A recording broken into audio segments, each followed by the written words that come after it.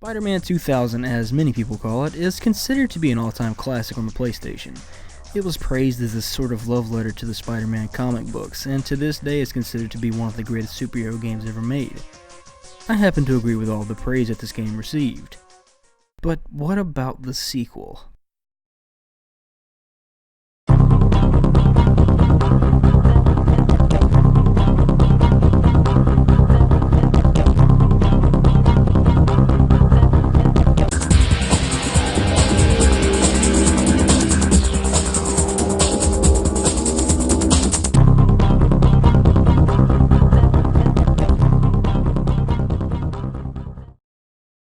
Spider-Man 2 Enter Electro, while fundamentally the exact same game as the one before it, didn't share the same reception.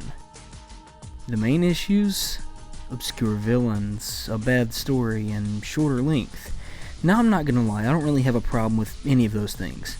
But what I do have a problem with... oh shit. Differently than with the last game, I want to talk about the story first, just to get it out of the way.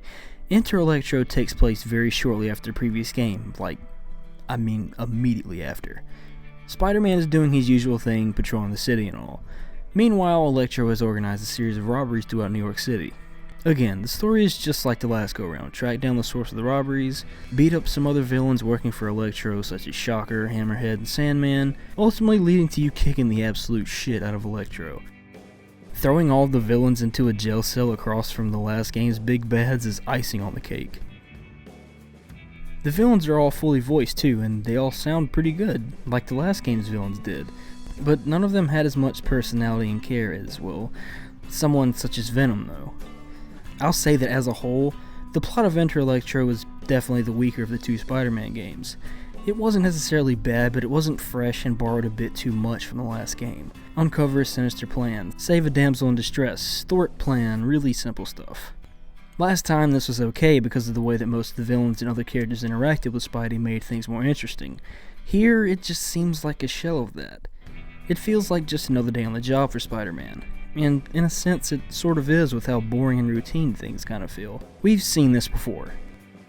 Despite being one of the more powerful Spider-Man baddies, it's hard to take Electro seriously as a main villain. At least in the last game, Doc Ock had the likes of Carnage and Mysterio working for him. Electro only had people like Shocker and Hammerhead. I can't help but feel like this is just a weak-ass group of throwaway villains that didn't make the first cut. Well, maybe Shocker isn't too bad. Do whip my ass repeatedly in-game. I love it when you roughhouse! Speaking of in-game, let's move on to the more important bits, which happens to be my biggest issue with the game.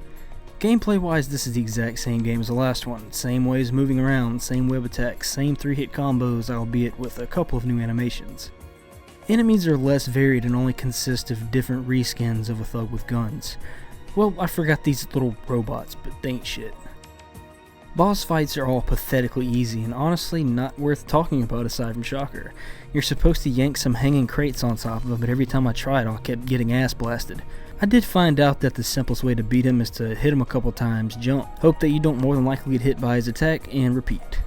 The fight is pretty much a test to see how close to death you can be when you win. And I'm not sure if I even wanted to consider this as a boss fight, or even mention it at all really. But this part where you have to stop a plane and its sleeping pilot inside of a hangar full of barrels and hanging boxes for no reason was such fucking bullshit. But my biggest problem with this game, it wasn't a lackluster story. It wasn't the bullshit airplane fight. It was the one thing that was supposed to change this game for the better. The one thing that would make crime fighting feel a bit more authentic. Levels that take place on the ground. Except they did none of these things. They turned the fucking game into an even worse session of 3-hour rinse and repeat than the last game was. And yeah, in case you were wondering how long the game is, it's about 3 hours, same as before. Being able to fight crime at ground level was something that I wish to have been included in the last game, and I'm glad it wasn't. At least not like this. Every level is now objective based, not get from point A to point B anymore. It's take out 6 machine guns that will shit all over you, disarm 5 bombs after collecting keys in a plain ass confusing looking maze level, disable even more machine guns in this shitty attempt at being stealthy, disable these bitch ass lasers too. And that was a summation of the first 2/3 of the game, and it was almost dreadful. The last stretch of the game though, that was what came closest to being great like the first one. There were some intense platforming sections, an interesting boss fight against Sandman that involved turning him into mud, and a level involving throwing the remains of Clay Samurai at this big ass generator. Does this little sputter of effort when it comes to the game's design redeem the entire product? I really cannot say. I didn't hate the game, but I didn't enjoy it either. Thankfully it's entertaining at least. It isn't chock full of little Easter eggs like before, but it's still witty and even throws shade at times. I don't need pointy ears and a cape to figure out that this is probably another heist.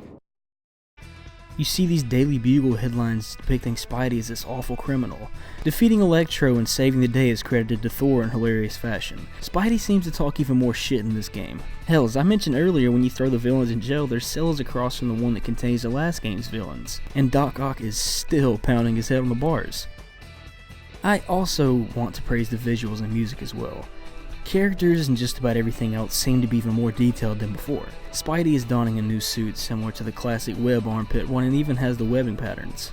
By the end of the game it's even torn to shreds from the battle with Electro. Everyone is still comic book accurate, with the lizard probably being the best looking out of all the big bads. This one platforming level involving wall crawling through prehistoric eras stands out as the most visually impressive part of the game. I did really enjoy this large Japanese exhibit and museum as well.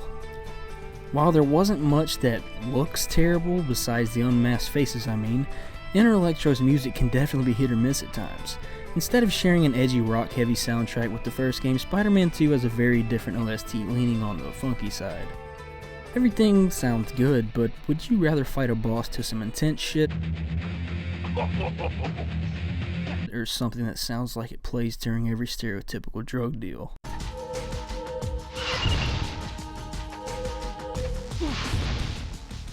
So, was Spider-Man 2 Enter Electro really that bad? Well, in a lot of ways yes, but I don't regret playing it so that I could finally sate that curiosity I've had about it for so many years. I'm not even going to attempt to recommend it to anyone unless you're just also some sad, curious person who doesn't know what they're getting into like myself. Just know that there's most definitely a lot of positive things to find within this game, and I usually like for that to be the main focus of my videos about games. I don't try to tear a game down and then shit on its corpse, but if it's pretty bad, it's pretty bad. And at the end of the day, this game is just a truly sad case of sequelitis.